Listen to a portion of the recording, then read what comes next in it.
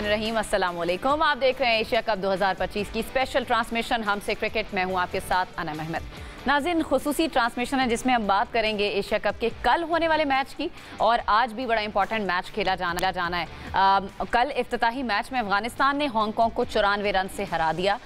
जिस तरह से एक्सपेक्ट भी किया जाता है, प्रिडिक्ट भी किया जा रहा था कि ये वन साइडेड मैच ही हो सकता है। अबू धाबी में खेले गए इवेंट के पहले मैच में हांगकांग की टीम 189 रन के ताक़ुब में जब बैटिंग के लिए आई तो उनकी बैटिंग लड़खड़ा गई। अफगानिस्तान ने टॉस जीता, पहले बैटिंग का फैसला किया और मुकर्ररा 20 ओवर्स में उन्होंने 6 विकेटों के नुकसान पर 188 रन स्कोर किए।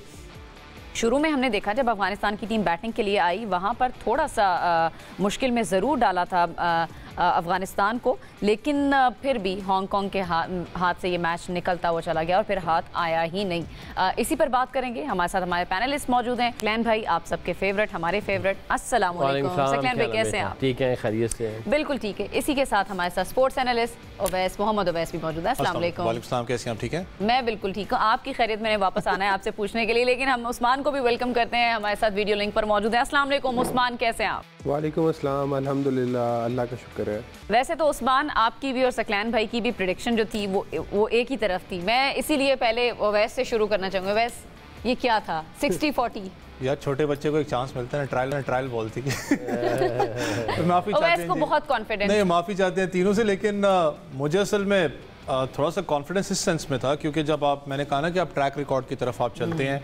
हांगकांग की बात करें, मुझे पता है, मैंने कल भी बात की थी कि एज ज़रूर है अफगानिस्तान को कि आपने एशिया कप खेला हुआ है, आप उन कंडीशंस को ज़्यादा यूज टू हैं, फिर उनके स्पिन बॉलिंग यूनिट ज़्यादा अच्छा परफॉर्म करे, बैटिंग स्टिल आपको नज़र आता है स्ट्रगल कल नज़र आई कि स्ट्रगल करी थी। हांगकांग स्क्वाड की बात करें, मैं बड़ा हैरान था, मैं सकलैन भी से बात कर रहा था कि अगर जो आप विनिंग मैच देखें जो ऑलमोस्ट वो मैचेस जीते हैं, उसमें नज़ाकत और किंचित ये दोनों हैं सीनियर कैंपेनर्स, वो जाके ओपन करते हैं, लड़के परफॉर्म करते हैं। मुझे पता है कि इस वक्त उनके पास मिडिल ऑर्डर के अंदर ऐसा स्ट्रेंथ मौजूद नहीं है। आपने कल पूरा का पूरा बैटिंग ऑर्डर ही तब्दील कर दिया। बाबर अकेला खड़ा रहा, नज़ाकत उसके साथ वो नहीं कैपिटलाइज कर सका। बाबर का पूरा नाम ले, हम किसी और तरफ चले जाते हैं। बाबर जब भी जाएगा, बाबर हर जगह परफॉर्म करता है, मसला ये है। लेकिन मुझे समझ में सिर्फ बैटिंग ऑर्डर की समझ नहीं आई। फिर उसके बाद आप स्टार्ट ऑफ द इनिंग्स की आपने खुद बात की कि बड़ी अच्छी परफॉर्मेंस थी, आपने गुरबाज को जल्दी आउट किया। 26 के बाद आपने वो प्रेशर एक होता है ना माउंट करते हो, दैट शोज के शायद अभी आपके पास एक्सपीरियंस नहीं है बड़े मैचेस का। जिस तरीके से वो एक रिव्यू नहीं लिया गया उनके बैट्समैन से, मुझे समझ नहीं आखिर वो हुआ क्या। उसके बाद आप थोड़ा बॉलिंग यूनिट के अंदर आप देख लें, स्पिन बॉलिंग उनका ज़्यादा अच्छा डोमिनेट कर रहा था। एजाज को बीच में जिस ओवर में वो लेके आए, जहाँ पर उनको मार भी पड़ी, वो सारा प्रेशर रिलीज हुआ, फील्डिंग स्लॉपी थी, तो दैट शोज के आपके पास इनएक्सपीरियंस ज़्यादा था। माफ़ी चाहूँगा आप तीनों से। वैसे अब आइंदा तो आप नहीं करेंगे ये जो कल आपने ट्रायल बॉल होती है। चलिए सकलैन भाई, वैस को तो कल कॉन्फिडेंस था, लेकिन आपने कहा कि नहीं जी ये तो बिल्कुल ही वन साइडेड होने जा रहा है। कहा ये भी जा रहा है कि अगर टॉस जीत जाता हांगकांग तो फिर कुछ और भी रिजल्ट्स हो सकते थे। मेरा नहीं ख्याल, वो इस वजह से कि ये क्रिकेट स्किल्स के साथ साथ जो है वो प्रेशर का भी बड़ा वो होता है। जब आपको जब प्रेशर आता है, एक्सपेक्टेशंस आती हैं, आप इस स्टेज पे जब आ जाते हैं, जो एक आपसे सीनियर टीम है और सीनियर टीम्स में कुछ लड़के ऐसे हैं जो कि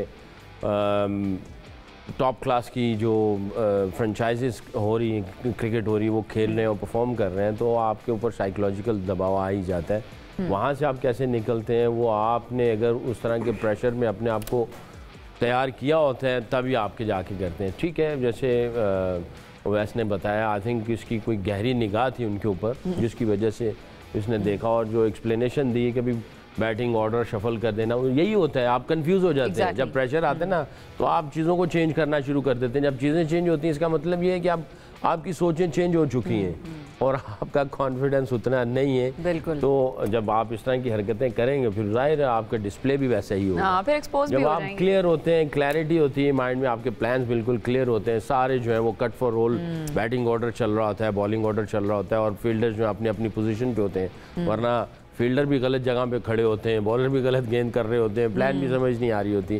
तो इनका थोड़ा सा कुछ ऐसा लगा कि क्लैरिटी नहीं थी। अफगानिस्तान में ये समझता हूँ इनको थोड़ा और अच्छा खेलना चाहिए था। विकेट 200 प्लस की मुझे ऐसा लगता है कि इनको 200 प्लस इनके खिलाफ करना चाहिए। अच्छा, क्योंकि कमजोर टीम है सामने, इतना अफगानिस्तान ने कुछ स्टेटमेंट देनी है ना कि भाई हम आए हैं इधर और हम एशिया कप में डोमिनेट करने आए हैं, टॉप 4 में जाना चाहते हैं और फिर जनाब टॉप 2 में भी जाना चाहते हैं। जो अगर उनका वो इस तरह का माइंडसेट है तो इनको कुछ स्टेटमेंट देनी चाहिए इन ऐसी टीमों के खिलाफ। 20 रन और 200 प्लस करते और फिर इनको जनाब वो दूसरी टीमों को ऐसे मैचेस आप दूसरी टीमों को स्टेटमेंट दे रहे होते हैं कि हम किस तरीके से आ रहे हैं, किस तरीके से आ रहे हैं। बिल्कुल सही है उस्मान, आप किस तरह से एनालाइज करेंगे कल के मैच को? हम बात करें हांगकांग की, तो जो बाबर की जिस तरह अभी बात कर रहे थे हमारे फेलो मैं नाम ही एकदम से स्लिप हो जाता है। उस्मान, बाबर की बात कर रहे थे, 39 रन उन्होंने भी बनाए, थोड़ा सा प्रॉमिस उन्होंने भी शो किया है। आपको किसी पॉइंट पर लगा कि ये मैच अफगानिस्तान के हाथ से निकल भी सकता है?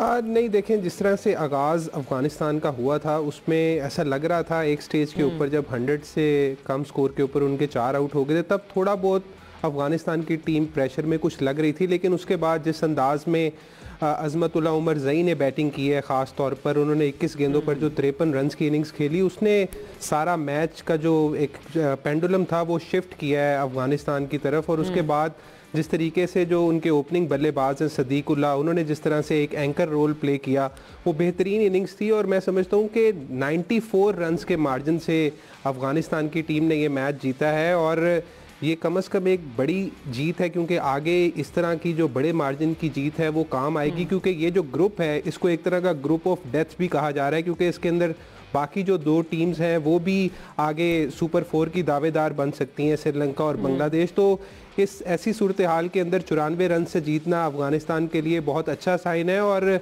जहाँ तक बात है हांगकांग की, तो अभी अवैस बात कर रहे थे कि बाबर को उन्होंने नीचे खिलाया, तो बाबर पिछले कुछ मैचेस के अंदर, बाबर हयात इनका पूरा नाम है, ये मिडिल ऑर्डर के अंदर पहले खेलते रहे हैं। और उससे पहले जो इनके ओपनिंग बैटर्स हैं ज़िशान अली और आयुष्मान रथ जो है वो ओपनिंग करते रहे हैं इससे पहले जितने भी टूर्नामेंट्स हुए हैं हांगकांग की तरफ से, और उन्होंने काफ़ी कंसेक्यूटिवली परफॉर्म भी किया था। इसी वजह से यूएई की जो हांगकांग की टीम है वो उनके ऊपर कॉन्फिडेंस शो कर रही थी कि ये प्लेयर्स आगे जाके अच्छा परफॉर्म करेंगे। लेकिन अनफॉर्चुनेटली नहीं चल सके, स्कोर का दबाव ज़्यादा था और अफ़गानिस्तान के जिस तरह से स्पिन हैवी अटैक है, उन्होंने बड़ी अच्छी बॉलिंग की। और साथ में फजल हक फारूकी ने जिस तरीके से ओपनिंग स्पेल किया, उसके अंदर भी एक टून सेट करके दे दी थी अफ़गानिस्तान को और हांगकांग को मैच में आने नहीं दिया।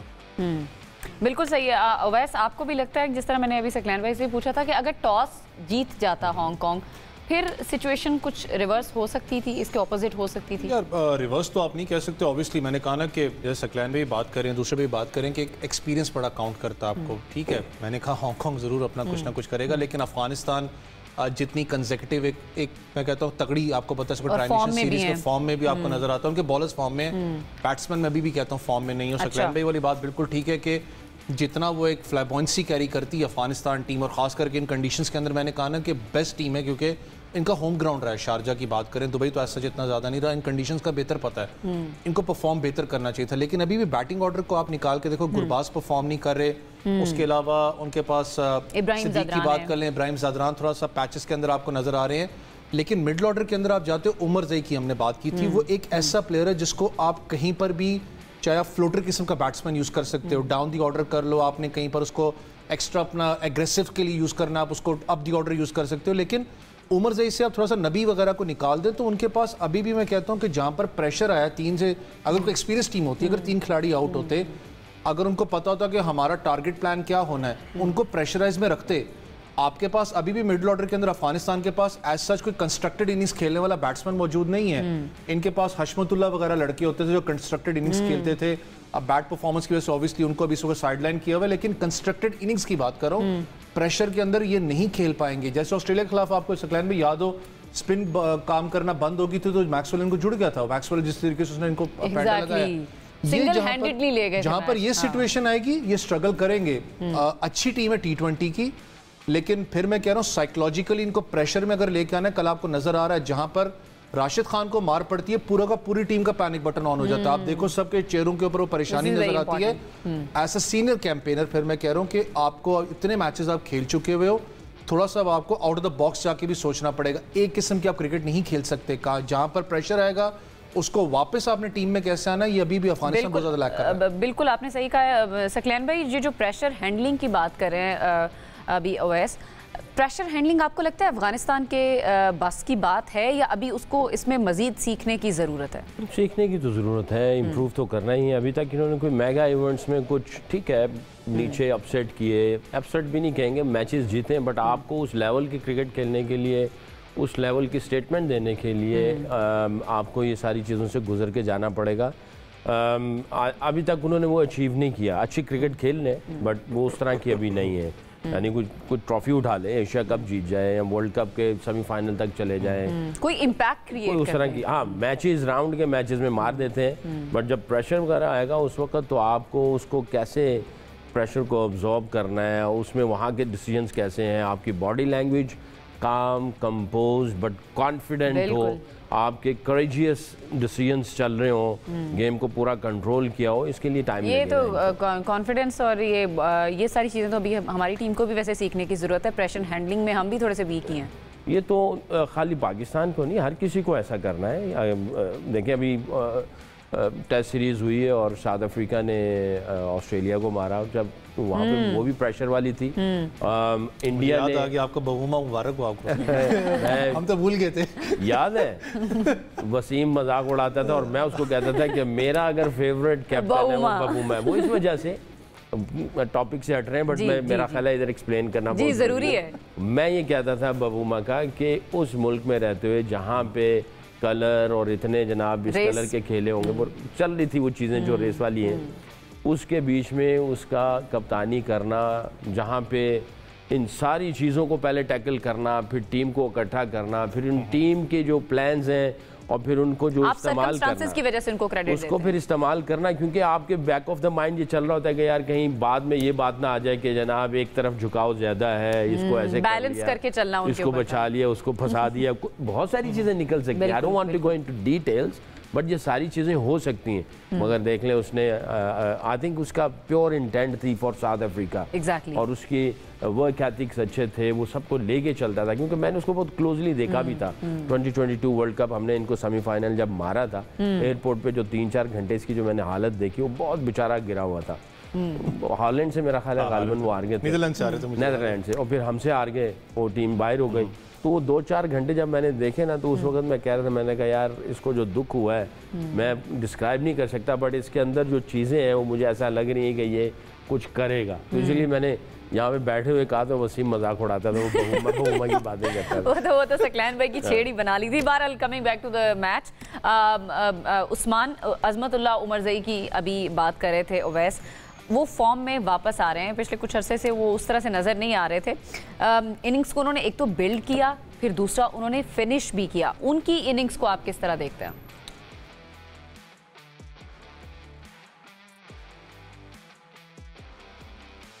उस्मान, आप मुझे सुन पा रहे हैं?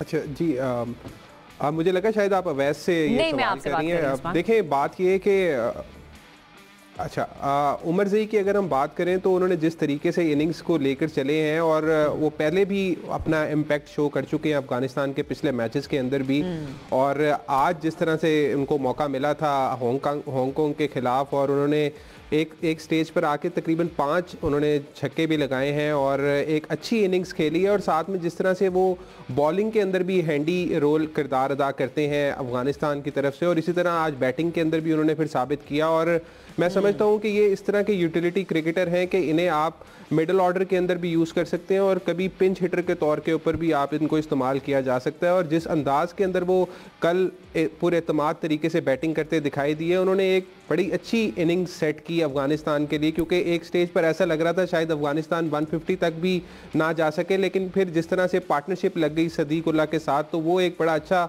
साइन निकला है अफगानिस्तान के लिए। और टूर्नामेंट से पहले और अहम मैचेस से पहले, क्योंकि अभी इन्होंने अफगानिस्तान श्रीलंका के साथ भी खेलना है, फिर आगे बांग्लादेश के साथ भी मैच है, तो ये दोनों बहुत इंपॉर्टेंट मैचेस होंगे अफगानिस्तान के। और उसके अंदर उमरज़ई इसी तरह से ऑलराउंड कारकर्दगी शो करते हैं तो अफगानिस्तान के लिए प्लस पॉइंट होगा, क्योंकि जो ओपनिंग बल्लेबाज हैं अफगानिस्तान के, ख़ास तौर पर इब्राहिम ज़ादरान और रहमानुल्लाह गुरबाज, वो उस तरह से फॉर्म में नज़र आ नहीं रहे हैं। ख़ास तौर पर गुरबाज की मैं बात करूँगा क्योंकि उनका कॉन्फिडेंस काफ़ी लैक होता हुआ दिखाई दे रहा है हमें पिछले कुछ मैचेस के अंदर। पाकिस्तान के खिलाफ भी उस तरह से इंटेंट नहीं शो कर सके, जल्दी आउट हुए, फिर इवन के यूएई के खिलाफ भी उनसे उस तरह से रन्स नहीं बने हैं। तो इस टाइम दबाव के अंदर है उनका ओपनिंग कम्बिनेशन। तो ऐसी सूरत के अंदर अगर उमर ज़ई परफॉर्म कर रहे हैं मिडिल ऑर्डर के अंदर आके, तो ये अफगानिस्तान के लिए एक पॉजिटिव साइन हो सकता है और बाकी टीमों के लिए ख़तरे का बाइस भी है, क्योंकि अफगानिस्तान की टीम को इस तरह से एक सपोर्ट मिल जाना मिडिल ऑर्डर के अंदर बाकी टीमों के लिए भी ज़रूरी ये खतरे का ज़ाहिर है। वो अगले मैचेस में भी उनके ये वाला कॉन्फिडेंस नज़र आएगा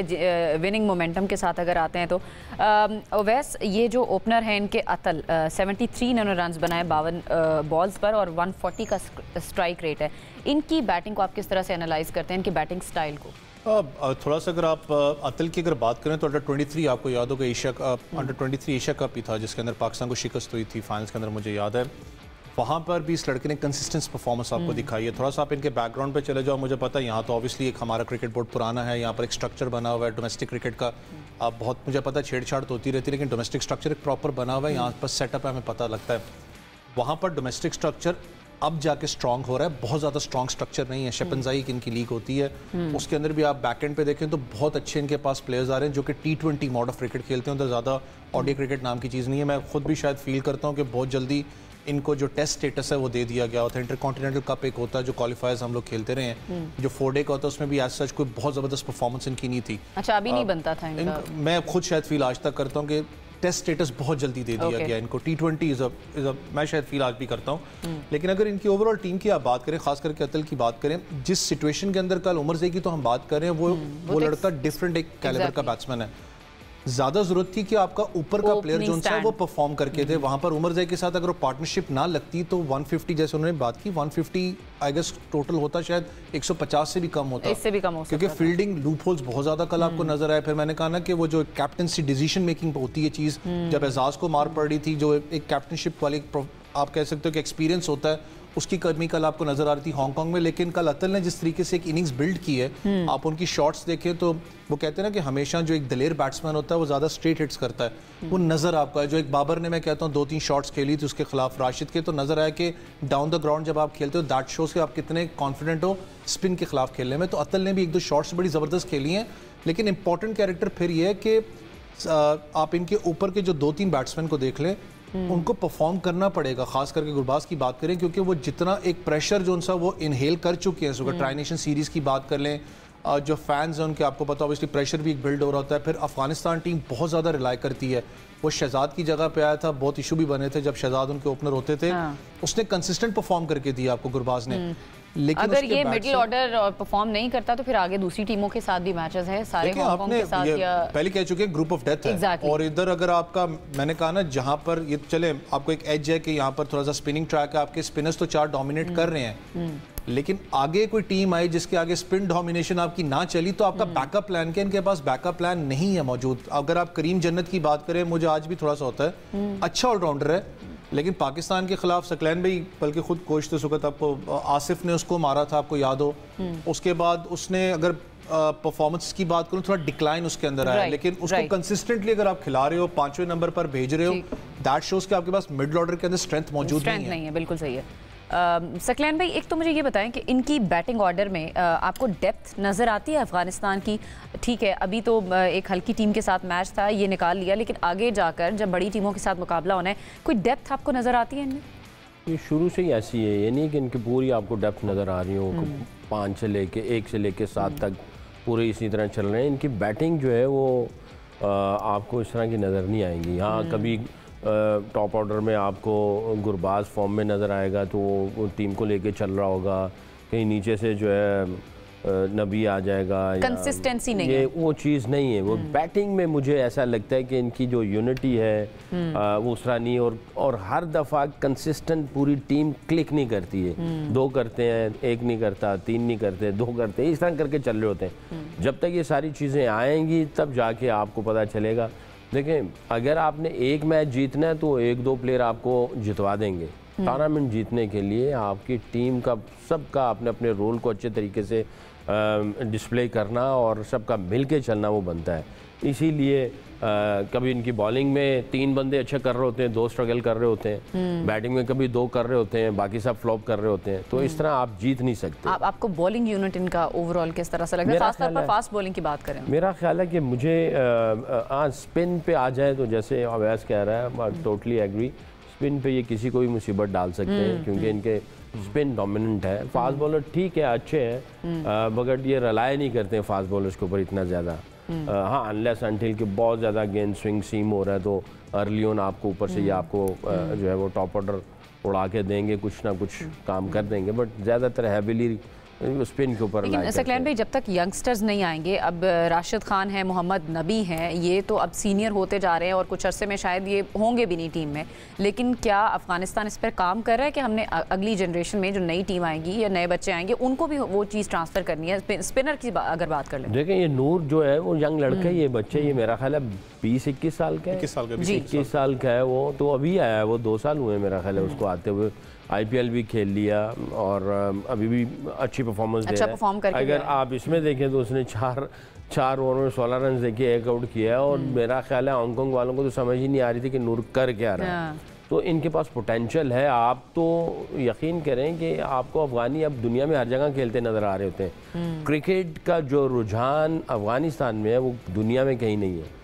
मैं अमेरिका गया, वहाँ पे अफगानी क्रिकेट खेलने, कनाडा गया वहाँ पे खेलने, पैशनेट है बहुत ज़्यादा, they are crazy about cricket. And in Pakistan ये जितनी भी आपकी डोमेस्टिक टीमें, I think probably 40 to 50% KPK के अलावा, आई थिंक फ्रॉम 40 to 50% जो है ना ये आपके जो है ना KPK के चल रहे हैं। तो हमारे KPK में और अफगानिस्तान में ये जितने भी हैं इनके ऊपर समझ लें कि क्रिकेट का भूत सवार है। तो हमारा भूत उतर चुका है अभी तक, हमारे ऊपर तो भूत सवार है ना। पंजाब और कराची में से इतना कुछ नहीं आ रहा, इतना नहीं आ रहा जितना KPK से आ रहा है। और अगर पंजाब से और कराची से अगर आपको कोई मिल रहा है तो वो भी KPK की प्लेयर मिल रहे हैं आपको उधर से, क्योंकि इधर से भी वही खेल रहे हैं। अब यूनुस खान आया कराची से, वो था किधर से, KPK से आया।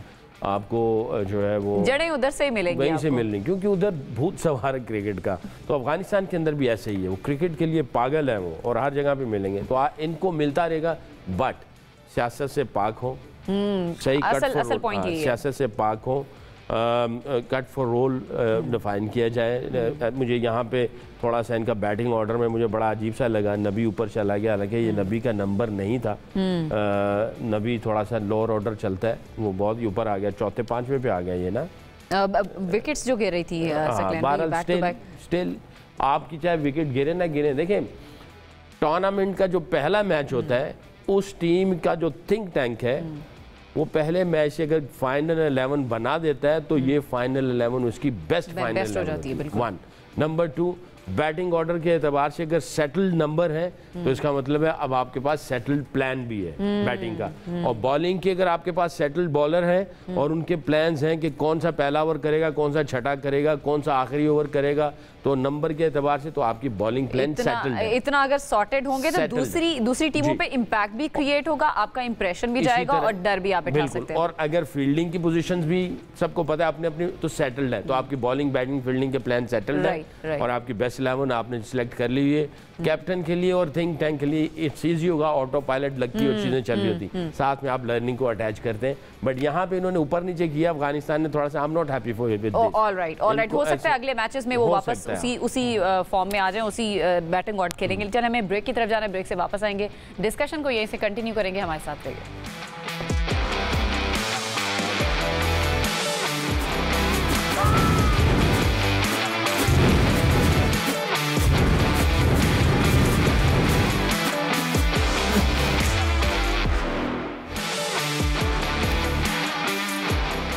वेलकम बैक टू हमसे क्रिकेट। बात हम कर रहे हैं कल होने वाले मैच की, तो हमने बात कर ही ली है, लेकिन आज भी इम्पॉर्टेंट मैच है। इम्पॉर्टेंट इस तरह से है कि भारत और UAE, यानी भारत इसका ऑफिशियल होस्ट है और ये मैच इस वक्त मैचेस जो हैं वो UAE में हो रहे हैं। मैं सकलैन में चले आपसे शुरू कर लेती हूँ। इंडिया और UAE, वैसे तो आप कहेंगे कोई कंपैरिजन उस तरह से नहीं है, लेकिन कल हमने देखा ग्राउंड में इतने शायकीन नहीं आए मैच देखने के लिए। इंडिया के मैच में हम एक्सपेक्ट करें, ऑलमोस्ट होम ग्राउंड ही है उनके लिए। कल इंडिया को खुद पड़ेगी। आज अच्छा, यूएई से यूएई से कुट पड़ेगी। ओवैस ने कल का कहा ना अफगानिस्तान 60-40, आप उनकी लेगेसी आगे बढ़ा रहे हैं। 60-40 इसने कहा, तो आज मैं कहता हूं यूएई 60-40 इंडिया। सुबह से आज क्लास हो रही है। कोई मनुसत छोड़े। नहीं देखें, इंडिया की जो क्राउड है वो तो आता ही आता है उनको देखने के लिए, और आएंगे भी, कि इनके अंदर जो है वो अपनी टीम को सपोर्ट करना, बैक करना, उसके लिए बड़ा है। और इधर भी देखा जाए तो यूएई की टीम में भी काफ़ी सारे इंडियन हैं, कुछ पाकिस्तानी है, मिक्सचर है। आई डोंट नो, मैंने सिर्फ सुना है, मैंने यूएई की क्रिकेट को इतना फॉलो नहीं किया है, बट सुना है, कहते हैं कि इनके अंदर कुछ ऐसा मटेरियल है कि ये सरप्राइज दे सकते हैं। अच्छा, हाँ, कुछ दे सकते हैं, बट आई थिंक इंडिया की टीम को दे सकते हैं, किसी ना किसी को तो देंगे ही ना। वो पाकिस्तान की ना हो। खैर, वो ट्रायंगुलर सीरीज जो ट्राई सीरीज अभी हुई है उसमें तो खैर यूएई कोई मैच जीत ही नहीं सकी, तो आपको लगता है कि आगे किसी को मुश्किल में डाल सकती है? मैंने ये वाली ट्राई सीरीज के भी जो है ना खाली लास्ट मैच देखा जिसमें हमारे बच्चों ने बहुत अच्छा किया। बाकी मैंने कोई मैचेस फॉलो नहीं, क्योंकि मैं ट्रैवल कर रहा था, मैं उम्रे के लिए था और मैं ट्रैवल कर रहा था। बट व्हाट आई हर्ड कि इनके यूएई के अंदर कुछ ऐसा लोकल टैलेंट है जो है पाकिस्तानी इंडियन ही, तो इनके अंदर वो जो पाकिस्तान और इंडिया का जो एक अंदर हिडन टैलेंट होता है, जो उनके अंदर खोपड़ी जो चलती है, यू नो, स्ट्रीट स्मार्टनेस जो होती है, उसके अंदर कुछ है। बट आई थिंक इंडिया की टीम फेवरेट है, वो अच्छा खेल रही है। T20 वैसे ही इंडिया जो है वो ऐसी कंडीशंस में बहुत अच्छा खेलती है। 8 दफ़ा मेरा ख्याल है एशिया कप भी जीते हुए। तो बहुत सारे लोगों की नज़र जो है वो इंडिया के ऊपर सबकी फेवरेट टीम भी बनी हुई है, प्रेस कॉन्फ्रेंसेस में कहलवाया भी जा रहा है, या वो इसी तरह चल रहा है। बट पाकिस्तान इंडिया का मैच होगा तो फिर पता चलेगा, तब पता चलेगा। संडे को भी हमने देखना है। अच्छा उस्मान, आपको क्या उम्मीदें हैं आज के मैच से? कोई सरप्राइज हो सकता है? कोई यूएई की टीम कोई सरप्राइज दे सकती है? नहीं, मुझे तो नहीं लगता बज़ाहिर, क्योंकि इंडिया की टीम को अगर आप देखें तो T20 वर्ल्ड कप 2024 से अब तक वो तकरीबन 24 मैचेस जीत चुके हैं और 3 सिर्फ हारे हैं, तो उनकी एक कंसिस्टेंट परफॉर्मेंस है जो कि नज़र आ रही है। गो के अभी 1 महीने के गैप के बाद वो T20 फॉर्मेट में क्रिकेट खेलेंगे, क्योंकि उससे पहले इंडिया की टीम टेस्ट सीरीज़ खेल रही थी और आखिरी जो इन्होंने T20 सीरीज़ खेली थी वो इंग्लैंड के ख़िलाफ़ खेली थी और उसमें भी बेहतरीन कारकर्दगी दिखाई थी इंग्लैंड की टीम ने। तो मैं समझता हूँ कि इंडिया की टीम ऐसी है कि वो आसानी से ये मैच जीत सकती है, लेकिन यूएई के अंदर कुछ पाकिस्तानी फैक्टर मौजूद है। अभी सकलैन भाई भी बात कर रहे थे, तो इनमें कम से कम 6 खिलाड़ी ऐसे हैं जो इनकी प्लेइंग 11 में शामिल हैं, जो पाकिस्तान के डोमेस्टिक और क्लब क्रिकेट का हिस्सा रहे हैं। अभी मोहम्मद वसीम की अगर आप बात करें तो 2021 के अंदर मोहम्मद वसीम यहाँ पे ही थे और 2021 में जाके उन्होंने यूएई की नुमाइंदगी करना शुरू की, और उससे बाद आसिफ खान ज़रूरी तरक्याती बैंक की तरफ से काफ़ी अर्सा खेलते रहे, कायद-ए-आज़म ट्रॉफ़ी में भी काफ़ी परफॉर्मेंसेस दी हैं, लिस्ट ए और फर्स्ट क्लास क्रिकेट भी खेलते रहे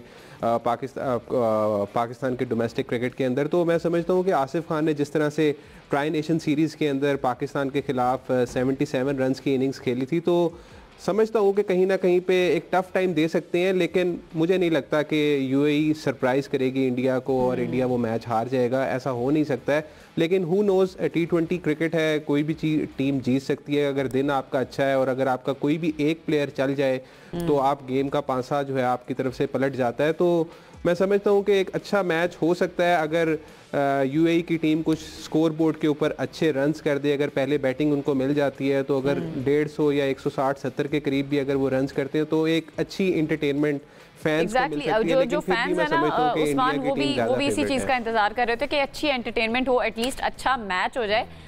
बाकी तो जो टीम ज़्यादा एक्सपीरियंस है ज़ाहिर है उसी की तरफ सबकी नज़रें होती हैं।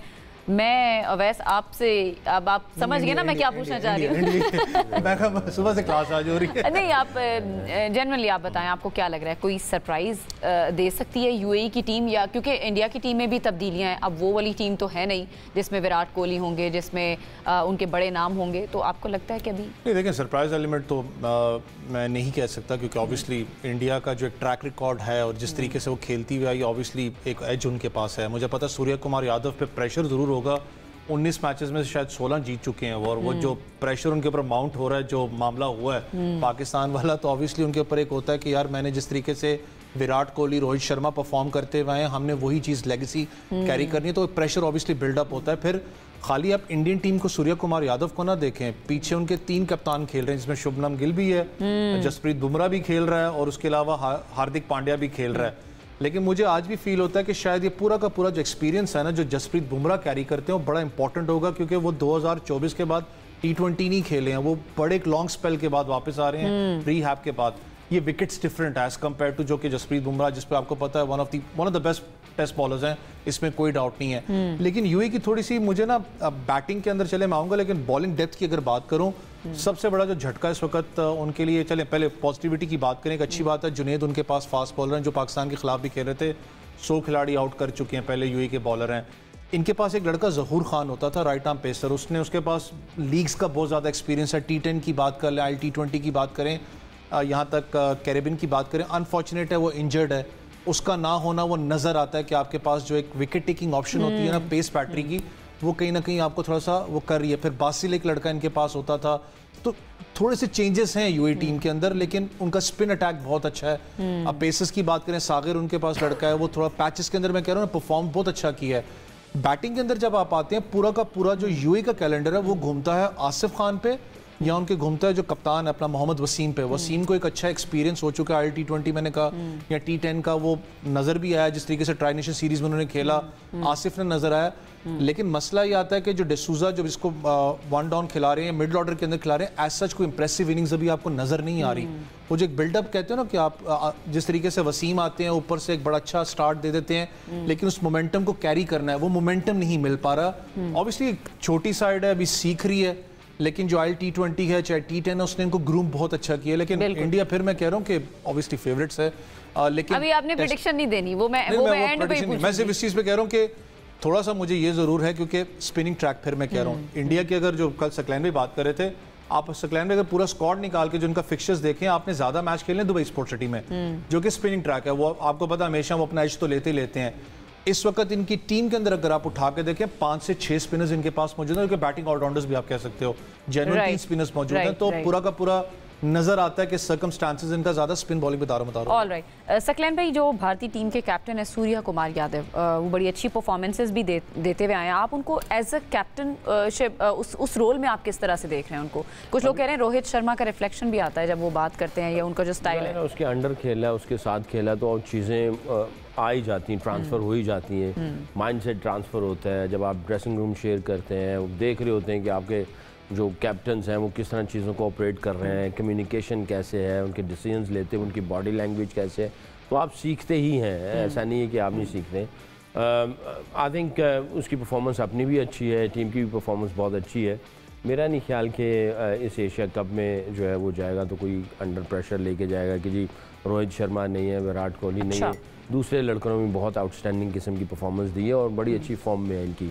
अगर टीम देखी जाए तो सारे जो बॉक्सेस टिक कर रही है ज़्यादा से ज़्यादा वो इंडिया की टीम है, और बड़े कॉन्फिडेंट ये उतरेंगे इस एशिया कप में। और मुझे ऐसा लगता है कि वो आज के मैच में, सॉरी कल के चले जा रहा हूँ, आज के मैच में ये कुछ स्टेटमेंट देंगे स्पेशली फॉर पाकिस्तान। अच्छा, हाँ, पाकिस्तान के लिए स्टेटमेंट देंगे कि किस तरह की क्रिकेट खेल रहे हैं। आई थिंक रूथलेस अप्रोच के साथ आएंगे, और जाहिर है इंडिया को सिर्फ पाकिस्तान ही नजर आता है, बाकी टीमें तो नहीं। तो इंडिया को पकड़ कौन सी टीम सकती है? अगर पाकिस्तान पकड़ सकती है, पाकिस्तान पकड़ेगी इंशाल्लाह, और पाकिस्तान ही है ये।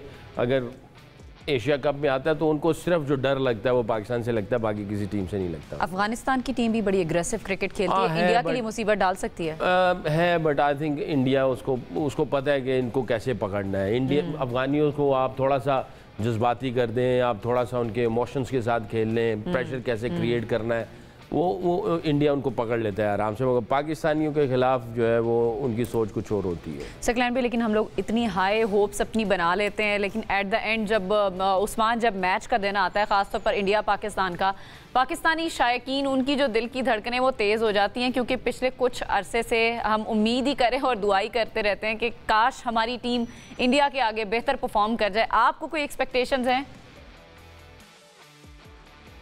देखें, दुआएं की अगर आप बात करें या कुदरत के निज़ाम की, जो सकलैन भाई कहा करते थे, तो ये तो सदा बहार चलता ही रहेगा पाकिस्तान टीम के साथ। अगर आप 92 के वर्ल्ड कप से लेके अभी तक की सूरत हाल देख लें तो हम ज़्यादातर मैचेस जो है वो कहीं ना कहीं दुआ से ही जीतते हैं, लेकिन इसमें कहीं ना कहीं कुछ प्लेयर्स की परफॉर्मेंसेस भी होती है जो आपको उस लेवल पर लेकर जाती है। अगर आप अच्छे कप्तानों की बात करें तो उनमें बड़े बड़े कप्तान आए हैं, इमरान खान है, जावेद मियांदाद है, वसीम अकरम है। ये वो लोग हैं जिन्होंने पाकिस्तान टीम को एक अच्छे मुकाम तक पहुंचाया था।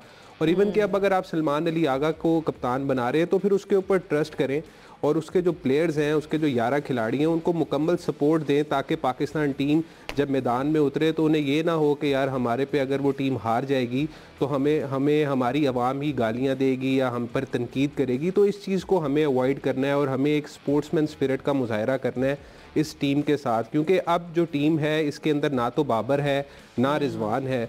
तो इन खिलाड़ियों से अब आगे चल रहे हैं अब हमारी टीम और हमें इन यंगस्टर्स को अब आगे लेकर चलना है। और मैं समझता हूँ कि पाकिस्तान टीम में वो पोटेंशियल अभी तक नज़र आना शुरू हुआ है, क्योंकि अफगानिस्तान को इन्होंने हराया है ट्राई नेशन सीरीज़ के अंदर 2 मरतबा। यूएई के खिलाफ भी अच्छी परफॉर्मेंसेज रही हैं, वेस्ट इंडीज़ के अंदर भी आप T20 जीते हैं, फिर बांग्लादेश को भी आपने T20 सीरीज़ हराई है। तो एक मोमेंटम बन रहा है पाकिस्तान टीम का। और जो नए हेड कोच आए हैं माइक हेसन, वो कुछ तब्दीलियां लेकर आ रहे हैं और एक नज़र आ रहा है कि आप एक प्लेयर को रेस्ट भी दे रहे हैं और उनको जो अगर फास्ट बॉलर्स हैं वो बर्न आउट नहीं हो रहे, उनको प्रॉपर रेस्ट भी मिल रहा है। तो मैं समझता हूँ कि पाकिस्तान टीम अच्छा परफॉर्म कर सकती है। हमें वो नज़र भी आनी चाहिए ग्राउंड में। हम चाहते हैं कि वो वैसे शेरों की तरह आगे बढ़कर परफॉर्म करें जिस तरह से एक मैच जो मुझे याद पड़ता है हराया था इंडिया को बाबर आजम और रिजवान ने, जो धुआंधार बैटिंग की थी और वो नॉट आउट के साथ गए थे। मैं चाहती हूँ उसी तरह का मैच हो तो पाकिस्तानी शायकीन भी थोड़ा सा एंजॉय कर लेंगे। हमें एक ब्रेक की तरफ जाना है, ब्रेक से वापस डिस्कशन को यहीं से हम कंटिन्यू करेंगे।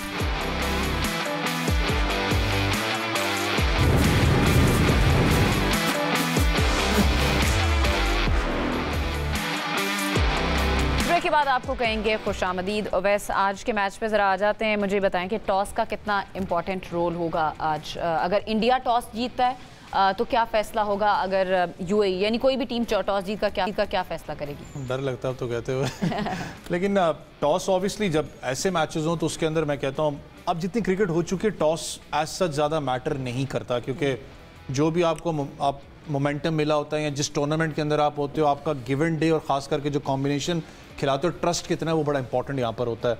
आप ऑब्वियसली जब आप यूएई के खिलाफ अगर टॉस जीतते हो तो आपके ये ज़हन में होगा कि मैं पहले बैटिंग करूँ, मैं कोशिश करूँ, जैसे सकलैन ने भी कहा कि हम ज़रा दिखा सकें कि टूर्नामेंट में स्टार्ट ऑफ द इनिंग्स कि हम कितना फायर पावर लेके यहाँ पर आए हैं। एग्रेसिव अप्रोच से आप जाएंगे। अभिषेक शर्मा को देख लें, वो एक एग्रेसिव अप्रोच है। उसके बाद आप थोड़ा सा अगर बैटिंग ऑर्डर में आप देख लें, इनके पास शुभमन गिल ऑब्वियसली ओपन करेंगे, सूर्य कुमार यादव भी हैं, इनके पास फायर पावर एक्सप्लोसिव है तो इनके अंडर। रिंकू सिंह बड़ा एक इंटरेस्टिंग प्लेयर इनका देखने वाला आज होगा। लेकिन सबसे ज़्यादा जो मुझे इस वक्त देखना वो सैमसन को है।